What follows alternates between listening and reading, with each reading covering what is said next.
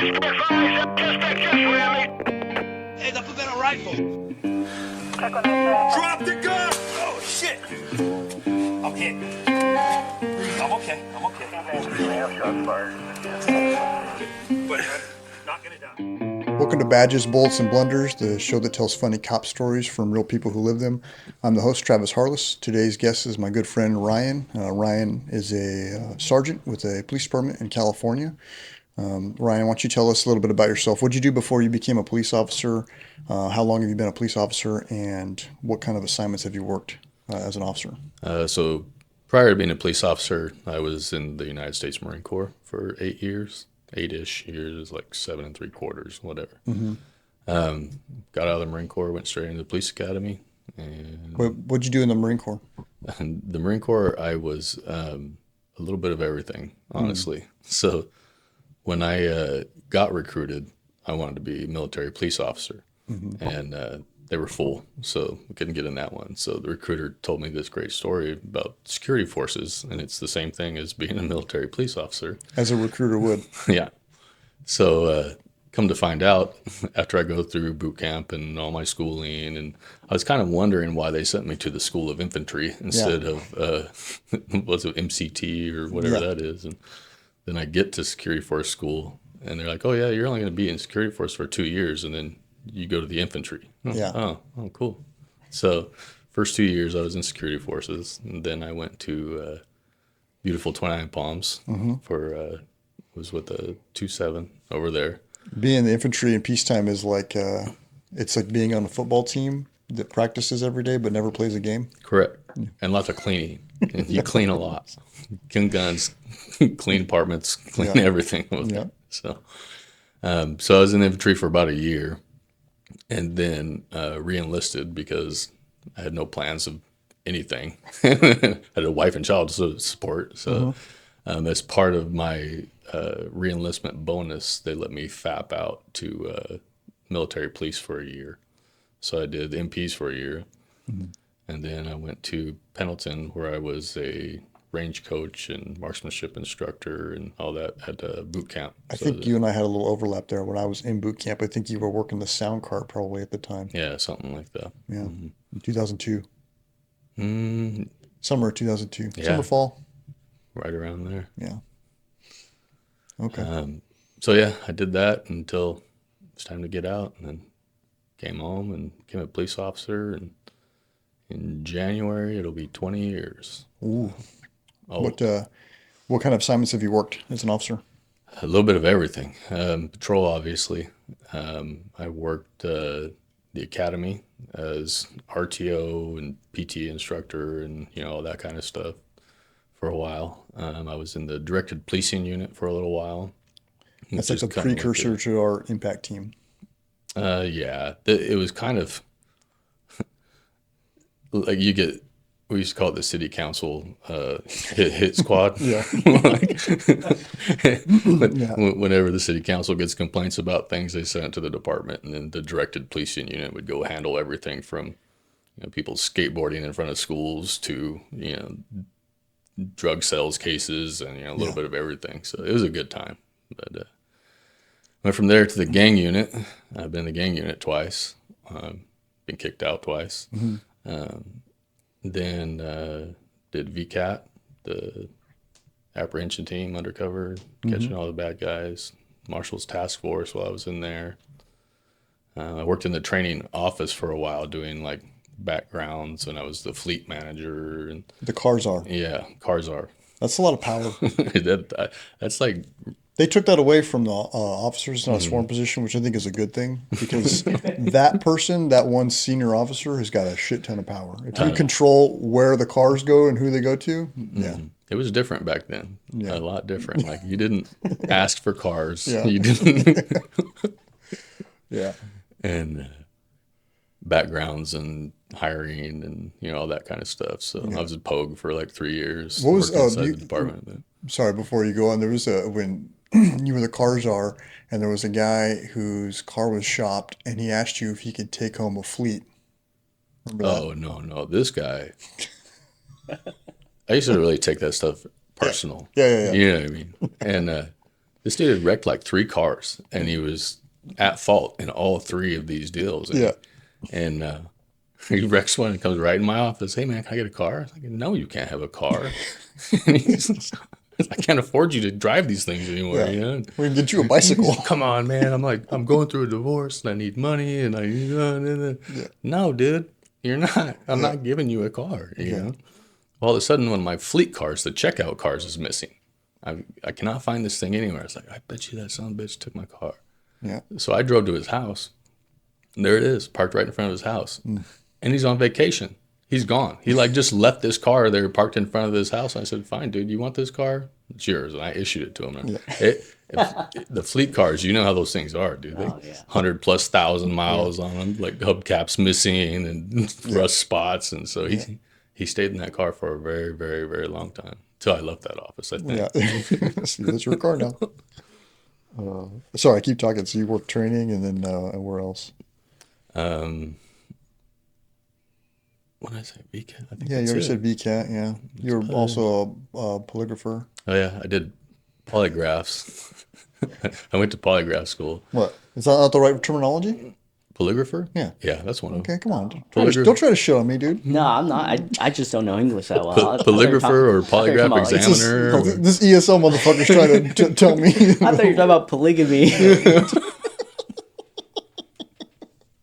He's like, oh, polygrapher. Yeah, he's got multiple wives. You're trying to put a case on me is what you're doing. Yeah, so when I was in training, I enjoyed the background hiring, like all that, because, you know, one of our things, our sergeants, like he's been here, Bobby was on here, used to say we're the gatekeepers. You know, we control who comes in here. And back then, people were still fighting to get this job. We weren't begging them to stay here. Yeah. And They hadn't thrown the gates wide open yet. they started the whole polygraph thing, and we would have to interview the applicant after the polygraph interview, and the stories that come out of these people's mouths, dude, were just crazy, the craziest shit I've ever heard. You know what I mean? And then I started talking to the polygraph examiners, and they're telling me how much money they're making doing this stuff, and I was like, no, I got to find a way to go to polygraph school. So eventually, I pitched like going myself on the GI Bill and then paying for it, and they're like, no, because we'll send you, you'll become a polygraph examiner, and then you'll quit, and then you'll go do that. And I was like, no, I wouldn't do that. But eventually they did send me. It was the most miserable 10 weeks of my life. 10 weeks to be a polygraph examiner. Bomb school is 10 weeks. Yeah. And it was horrible. But once you get done, you get out and start interviewing people. It's a good time. You hear some pretty crazy stories. You ever throw a case on anybody? We've had that happen before where somebody goes in for their hiring, they do the polygraph, and they catch a criminal case. So, Yeah. There was one, it was actually not even a polygraph deal. It was the initial interview you do when you're going through the hiring process, Yeah. you know, the oral panel or whatever. Yeah, after you do the written, then you do the physical agility, and then you do your interview. Well, this kid, like, he admitted in his background packet to basically getting in an argument with his wife and, like, putting hands on her and, like, all this kind of stuff. And it occurred not in our city, which was cool. So I didn't have to any, like, paper on it or anything like that. Yeah. So during the interview, I started asking him about this. And pretty soon, like, it turns into a full-on criminal interview in this thing. You gotta go be healer this guy. Dude, so I got a full confession out of this guy about like smacking his old lady around. So I walk outside the office because we're in like across from the police department, and I call the desk officer. And I was like, "Hey, can you come over here, man?" And then he comes over to Cam, and he comes over.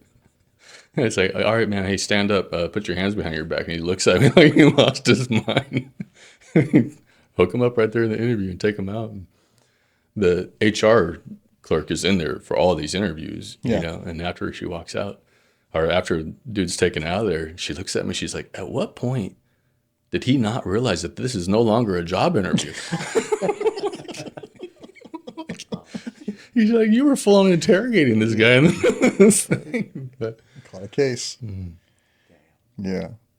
but then, so when we're doing these background things and these stuff, you know, you'll get officers family members, friends, that kind of stuff coming through, trying to become police officers. Well, the sergeant in charge of training at the time has one of his kids' friends that comes through and admits to some terrible shit in the polygraph, like trying to fuck a dog, and like he tried to have sex with a cat, and the cat got pissed at him and scratched him, so he rubbed Bengay in the cat's eyes, and dude, it was a mess.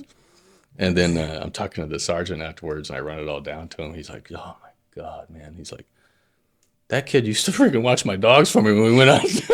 Oh shit. So then, like, probably a year or so later, that sergeant moves on and goes to another place. He's not in charge of training anymore. Well, another one of his kids' friends come through that was in the Marine Corps with one of his kids.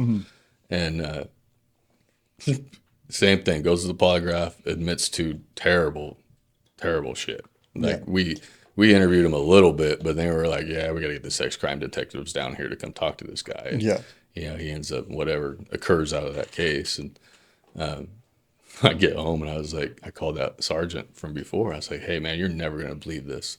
I was like, another one of your kids' friends has, done this and that. And he's like, fuck, man. He's like, I let that kid borrow a suit for that interview. Let him keep it, bro. You don't want that back. That's his now. That's his suit now. Yeah. You never want that back again. So, yeah. Damn. That's funny. We were in, or before we were in VCAT together, you said you had like a shooting suspect in a house that wasn't the cleanest. Let me back this up a little bit. Is that Ryan has a soft stomach, to say the least. When COVID happened, was actually beneficial for him. 100%. Because when he lost the ability to smell, it made him better able to handle the world. COVID was not a sickness; it was a superpower, dude. It was like, if my nose is not working, I can do all kind of things, bro. Yeah. But the bad smells. He doesn't do the smells. No, there's no shame in my game, bro. I will. Now my kids think it's a game. My kids, meaning my troops on my shift, they love anytime there's a stinky body, and you have to call a sergeant. They call a sergeant every single time. You know what I mean? You go there, but I don't care. I'll put my gas mask on. Yeah. Like, does that help? Oh, 100%. The gas mask stops the smell from coming through? I didn't know that. Yeah, 100%.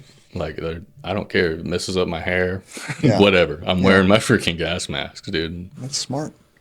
So talk to me about the stinky house. So that was when I was in the gang unit. That was way back in the day. We were looking for I think he was a shooter, 245 shooter. I think it was a blood gang member. Go to this house, and we get him out of the house. And, it's classic, get the door open, call him out. Everything's peaceful. We get them all out. Well, there's dogs running out of this house the whole time. 10 dogs, adult dogs coming out of this house. So we get everybody out, get them detained, and we go in to clear the house, make sure there's nobody else in there. So we're all tactical, got rifles, this kind of stuff. Well, apparently these people are too lazy to open their doors to let the dogs go out and shit and piss in the yard. They just do it right there in the house. So as soon as you crack that door, it's just ammonia smell hits you in the face mixed with shit and everything else. So we're going through this house, rifles, being all tactical as I can. Because the entire time I'm going through this house, I'm just just gagging like uncontrollably, which is making the other guys in the stack laugh their asses off the entire time. So the tactics were just out the window. Yeah. We're doing the best we can, but keeping our bearing was not occurring. Yeah. And then the last room we come to is the kitchen, and we go in the kitchen, and there are dishes like stacked to the ceiling, old nasty food, water, stagnant mold growing on it, right? And that was it. It put me over that. You added that smell to the dog smell, and I vomited all over their kitchen. And then, like, the laughter that was occurring inside this place was ridiculous. I can't imagine what the detainees outside were thinking. They're like, what the f- people having a party in my house in here? It probably smelled better after you puked in it. Probably. One of my favorite tricks on those kind of deals is to ask somebody that doesn't know better, tell them, hey, go open the refrigerator.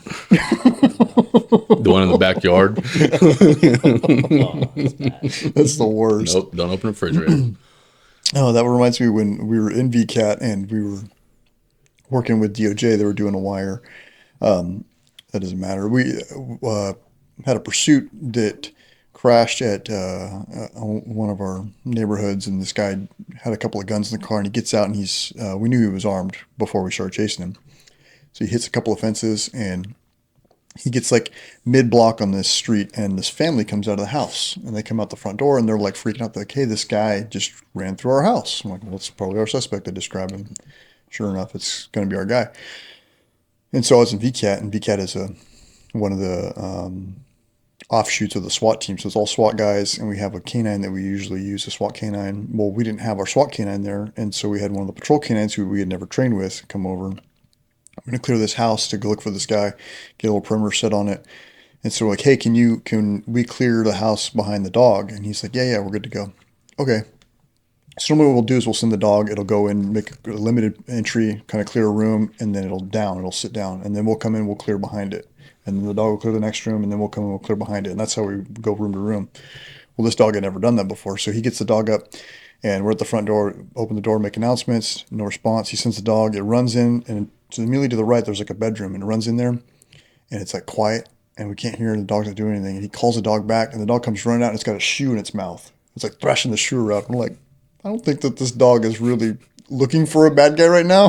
So he like yells at it, the dog drops it, and he sends it, it goes to the next room, and then it comes out, and then it comes out of the hallway right in front of us, and it just stops, and it like freezes, and it squats, and it just takes this gigantic shit like right in the center of the hallway. And I'm like, dude, I don't think that this dog is looking for our suspects. So like, dude, we're just going to clear it. So we go over, and the dog goes, and gets him going, and takes another giant deuce in the kitchen.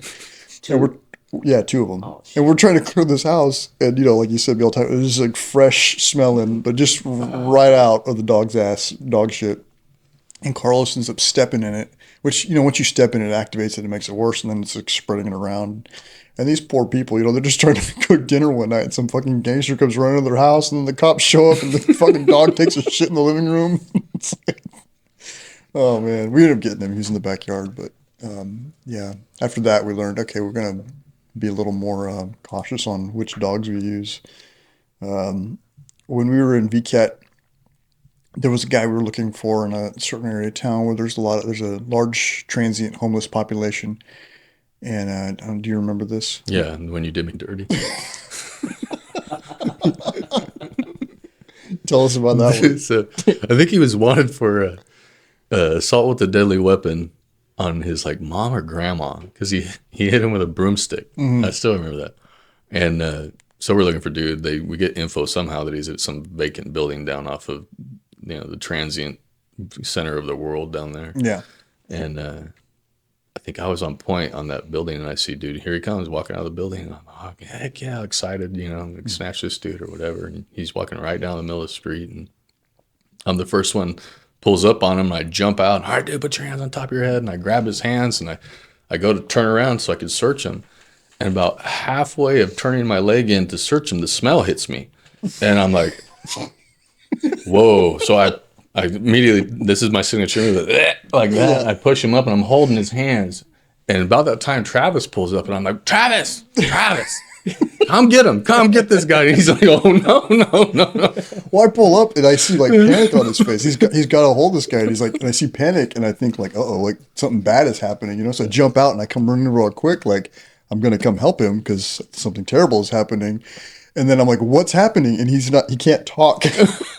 And he's like, the smell's gonna get in his mouth. He's holding like this, and he points with his other hand. He's like pointing like towards his ass, and I'm like, oh, I know what that is. Like, no, dude, I'm not touching him. Yeah, dude, that's my Achilles heel. Always has been, bro. It's like when my kids were little. Yeah. And I got the diaper duty every once in a while. I'd have to like pull my shirt up over my face. While I'm changing the diaper, like this, trying to do this shit. And then it got to the point where one of my kids, whenever he shit his pants, he would lay down on the floor and he'd pull his own shirt over his face. And I'm like, dude, if you're smart enough to do that, you're smart enough to wipe your own ass. You need to go get in the bathroom. That's funny. So when you were in DPU, this is way back when drugs used to be illegal in California. And people would hide them in certain places. Oh yeah. Yeah. Tell us about some finding dope in some good hiding places. Oh yeah. I mean, you remember you'd find a $20 crack rock in somebody's pocket, and the dude went to prison for 3 years. So I mean, they hid it in their butt. They hid it. You know what I mean? They'd stick it right up their old butt crack, and so like everybody had like their own ways to protect dudes from getting stuff out of their butts and you know, this kind of stuff. And The way I did it, so had a couple of. I think we There was both a couple talked of about this. weird. And, You get into these weird fights where you're trying to get it out, and it's like it turns into like you're fighting a person, but you're also trying to dig into their. It's not like inserted, you know, like the one you and Jaime had. Oh, that was bad. That was bad. No, they had one. This guy turned himself in. He had a warrant for murder. Yeah. And he turns himself in to the police department. And so they go to take him to jail, and they do the body scan. Like, no, he's got something in there. So they had to take him to the hospital to get it out. And it was like over an ounce, right, of meth. And it was shaped, it looked like a roll of quarters. oh really? Like the size of a roll of quarters. Put a condom or something. It was all wrapped up, nice and tight. Like and it was saran wrap. Yeah. So he knew he was going in for a while, and so he was taking this, his planned event, taking this dope in with him. And they got it out. But that was like deep in there. But no, like if you catch a street level drug dealer there, you would usually just have it in a bag, and they would just squeeze it in their butt cheeks. Right. And you could always tell because you'd go to search up in that area and they'd clench. They'd clench hard as hell on you. Yeah. So then you knew it was there. because you had to find some way to get this person from wherever you stopped them to the police department or the jail without them getting that out of their pants and shoving it in your car somewhere and losing the item. Or you just eating it. Yeah, or eating it. Seen that happen before. So you'd hike their drawers up as high as you can get them, cinch their belt down like as tight as you could, right? Well, then I used to take my hobble and I'd connect it to their belt and then clip it to the screen in the back seat of the car. Yeah. So there's no way with their hand they couldn't get it up in and get the whatever out of their stuff. So. Yeah, that's a clever way of doing it. I used to just slow play it because you would have these fights with them. You're fighting a guy, and you're like fighting, and you're trying to dig in their pants and pull dope out of their butt crack, which is like super awkward. But I would slow play it. Like if I knew it was there and I had a different offense that you could book him for, and then take him to the jail. And then when you get him to the jail, you're like, he's got dope in his ass. And then now it's not your problem anymore. Now it's the booking deputy's got to deal with it. But anyways. So we got this one dude that same thing. We knew he was assholing dope on us. And we got him to the station. We still believed it was in there. And take him. We used to have these holding cell rooms in there. So we take him in the holding cell and, strip him down. And I'm holding this guy's arm on one side, and one of the other guys is holding the other guy's arm. And then the guy that's looking for the dope, his name's Jess, and he's, searching this dude. And he goes down there and he figures out that the dope is not really in dude's butt. It's in like like the little wiener portal that's in your underwear, like how at the bottom that overlaps. Yeah, so he had like a tighty whities. Yeah. So he had the dope jammed down in this pocket in the little slot between like the nut pocket or whatever that was down there. So he says, I think I got it. Jess says this. And he grabs it through this dude's underwear, pulls his underwear back, and then takes out his pocket knife and flicks the knife out. but he hasn't said anything to anyone else. Like he just says, no, yeah, he's like, oh yeah, I think I got it. And he doesn't tell us his plan. We don't know what's going on. We're just trying to control this guy's arms. Grabbing a hunk of something, pulling it back, and then getting ready to cut it off. Looking like he's going to do a jailhouse castration. Right, 100%. And I was like, what the hell's going on? You know what I mean? And so the other guy that's holding the other arm looks back at Jess and goes, what the fuck, Jess? And then the prisoner turns around and goes, yeah, what the fuck, Jess? So he cuts that freaking little piece and, he pulls it off and it leaves a hole about that big in the back of this dude's underwear. Picks it up. He's like, oh, yeah, I got the dope. Nice. Pull it out. And we walk out. I'm carrying the dope out, and my sergeant's out there. He's like, well, how much dope did you get? And so I pull it out of there, and I look at it, and it's just got this brown sludge coming off that deal, dude. And I went right back to McWilliams. Yeah. I don't know. Somebody else is going to have to look at it. Yeah. That's pre-COVID. Oh, dude. I don't know how we survived back in the day. You know, like after COVID, you'll never see an officer touch anybody without gloves on, and you know, what I mean, these dudes are hosing each other down with freaking. Oh, I know. Hand sanitizer. Yeah. No, dude. Back then, you just stuck your bare ass hand down somebody's pocket, prayed there wasn't a needle in there, and then you dug to the very bottom to pull a little tiny crack rock out of there. Were you there when Neil was in training and they had that suicidal subject at the homeless shelter, him and Brandon? And like Brandon was training Neil, and they had a 20,000. They had a hit and run suspect like a week prior, where they go to this guy runs and they end up catching him like out on foot, and he tells Neil, "Hey, go grab him." And Neil, this trainee, jumps out and he goes to grab him, and he stops and he's like starts putting his gloves on, and he's like, "Dude, just fucking grab him." And so he runs over there and grabs this guy. And it was like some, whatever, just a hit and run suspect. So he grabs him and handcuffs him. So then fast forward like a week later, they get this guy calls from the homeless shelter, transient, and he says he's feeling suicidal. So they're coming there to transport this guy for a 5150 because he's feeling suicidal. And they get there, and Neil, having in the back of his mind when his FTO told him to hurry up and go grab this guy, jumps out of the car and like runs over there, just grabs this guy, starts searching him right away. And we get there, and Brandon's like, "Dude, Neil's just over here raw dogging this homeless guy." I was there for that one, yeah. Just in it to win it. Yeah, just went after it. Good for him. I remember thinking, remember that old show Dirty Jobs back in the day? Oh, yeah. Mike Rowe. Why didn't they never have like police officers on that show? You know, really, you want to see some nasty stuff, dude. Like, oh yeah, do an impact. Go to ride along with an impact officer. 100%, man. Yucky. We had an incident in VCAT involving a scooter. There's so many. So anyway, that was, I think it was one of her 245. It was a homicide, wasn't it? I can't remember. That's all we chased was. I remember it was like a group of dudes. We were like, anyway, homicide suspects. Somehow we figured out where this dude was supposed to be at. Hispanic gangster. Yeah, and so we go over to this house to hit it. I think we called the gang unit in with this, and the Marshals were rolling with us that night too. Mm-hmm. And so we surround the house. As soon as we pull up, everybody just runs in the house, closes the door. Like, we're going to just leave when they do that or something. But we get there and we find the door is like not a regular front door to a house. It's like a pantry door. Because it's on the hood. Yeah. With like a glass pantry door. You could see into the house, right? It was like a foggy glass where you could see figures moving around. Mm-hmm. Did it have like a cornucopia frosted into it? Oh, I don't know if it had any kind of design on it. But no, it was just like a wood frame, but the majority of it is just glass. Yeah. Mm-hmm. Yeah. And I mean, there's like kids' toys all over this front yard and, whatever. And so we're telling them, hey, you need to come out. And they're not doing it. Get a warrant, this kind of shit. And I said, listen, you come out or we're coming in, and this is going to be bad for everybody in there, Yeah, and this pantry door is not going to protect you. No, absolutely not. And apparently they thought that it would, but it wouldn't. So, the Marshals guys, I'm trying to figure out how we're going to do this. We're like planning the breach and, all that kind of stuff. And the Marshals guys comes over, he's like, hey, I'm going to break it with this scooter.